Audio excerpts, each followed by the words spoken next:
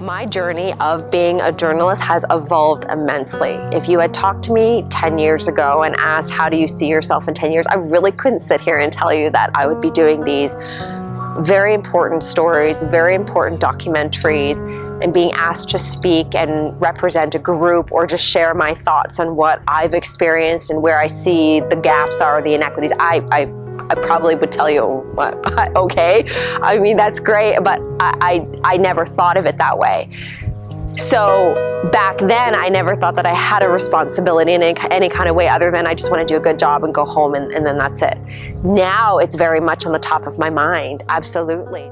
This particular documentary, I did not see the momentum that it would create afterwards. I just thought, well, I really want to tell an important story and this story is not being told. So let's talk about it because I certainly have experienced it. So these people are experiencing it. So let's do it. We did it and now it's taken off. And has made me realize how many others have experienced it too. So it's a learning process for myself, but also giving a platform for others to talk about the things that are happening.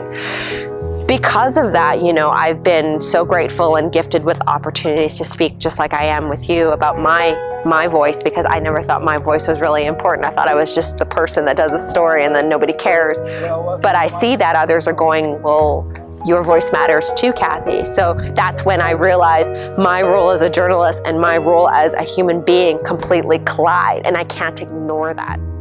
I think it's the collectiveness of the individuals I spoke to, no matter what age they were, because there were various age going, like when I would ask them, how do you digest what's happening to you? What is it that you want to ask or say to the individuals or anybody who's ever attacked you in any kind of way, verbally or physically? And they would go, I just don't understand why you hate me for who I am. I'm a good person. Like if you actually sat down and talked to me, you would know that. Please don't make judgments on me. Like, what did I do to you? You know, and that kills me, because then it goes back to, you know, my parents and what they experienced. My God, if those individuals could just sit down with my dad, my mom, and hear what they had gone through, I'm sure they would think very differently. You know, but people pass judgments on others without knowing what's going on. Maybe, I don't know what the motivation is, fear, anger, whatever it is, it's wrong. So when people go, why are you attacking me? Like, that kills me, because it's like, you've done nothing wrong. You've just lived your life. You're a good person. But because of who you are and the things that you cannot change about yourself, someone has decided they're going to attack you and hate you for that. And I think that hits differently. Living your everyday life and there's nothing you can change about yourself and you're actually a wonderful human being and someone comes up to you and does that, how do you digest that? How do you live with that? Because there's nothing you can change about yourself. That was incredibly emotional because he stood there so stoic, and he's like, and I don't think we played the entire clip in the documentary, but if you watch the entire clip, he stands there and he goes, I am Canadian, I belong here. And that's the other thing that Asian people are trying to fight, is our belonging in this society. Right? What more do we have to do to prove that we belong here as well? We are Canadian and we want to be here, but why do we still feel like we are like a disease? The yellow peril they talk about from back in the day has now reared its ugly head today. So the model minority myth is another term, does a complete huge disservice to Asian people. Because, I mean, it's twofold. In my family, we were also told, you know, don't complain, don't rock the boat, we're grateful that we're here, bow your head down and keep working. So there was a lot of that too, right? But I think because of that behavior, then you lend to a bigger issue here, where because we're not complaining about the things that are wrong or the inequities we face, that then the bigger scope, when you look at people outside of us, think that we're doing fine.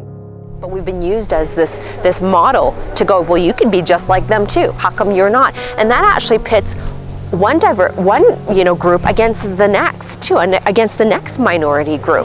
That if they can do it, how come you can't? Then there's, there's tension between our groups too, and we don't want to help each other because now there's a competition, right? And then there's infighting when we should be coming together. So even with this, all these horrible things that have been happening with Asian people. I mean, I'm on social media, and I love watching reading the conversations to see what real conversations are being had. And you should see there are certain groups going, well, why should we help them? Did they stand up for us? We're suffering more than they are, like Oppression Olympics. And this is not it. That's not how we actually combat the real problem, which is us against racism and discrimination, period, right? We don't hear it overtly, at least in Calgary or Canada, like we have in the United States. I follow a few really incredible social media pages where it's almost every day there's an attack on an Asian person, vicious attack. In Canada, it's happening not to the scale that it's happening in the United States. Now, when I say that, I don't mean that it's not happening as much. It's just not being documented as much. Right? But you said so yourself. Just a couple weeks ago, there was another individual. Microaggressions doesn't have to be in your face, full-on assault. Those microaggressions also count for something too. They are just as detrimental. I had an entire section devoted to the history of racism against Asian people, especially Chinese people. Now, I focused on Chinese people because of the origins of this virus, right?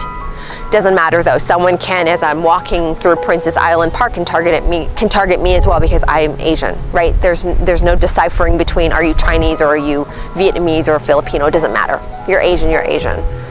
The virus must come from you, so we're going to target you. When we talk about historic exclusionary laws towards Chinese people, back in the 1800s, when the railroad was being built, we need to start from there. When we look at Japanese internment camps, we need to look at ourselves as Canadians and Canada and the Canadian government and look at what have we done in the past. This is where the racism stems from. So back to the Chinese people, they were good and well to come into our country and build this railroad for us, but they weren't good enough to stay here and be Canadian citizens. The racism budded from there, right?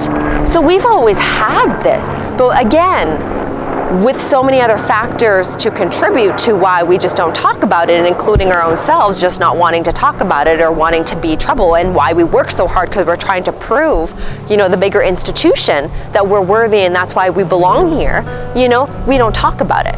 So it's always been there. Now, we have this, it's like gasoline on a fire. This is what's happened now with this pandemic. And then you have, again, someone like Donald Trump saying the things that he did, right? Calling it the Kung flu. And haphazardly just using these terms, almost mocking the Asian people. It has given individuals license and permission to now speak about it and say the things they want and attack. Because if the former president can say that, then it must be okay to some people, not everyone. There are certain people who would not do that. But this is what I'm talking about. You're adding fuel to the fire now, and now it's completely erupted. You know what I mean? I'm not solely blaming him, but he is a huge catalyst to what's happened today, based on what has always been there before. But I truly believe it's not the majority. I don't believe it's a majority, because there are some stories in there where, individuals are going, I had backup. There were people there, like the woman in the grocery store, someone escorted her to her car. And the moment she said, this guy is being racist to me, she had an army of people going, okay, what can we do to help? What can we do to help? So I still believe that the majority is still good. They do want to help.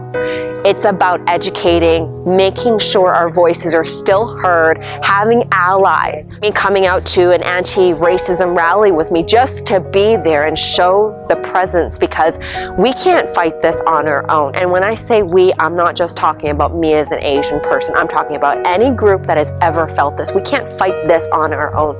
We need others who have never experienced it before to use their place of privilege in a good way, to be an ally.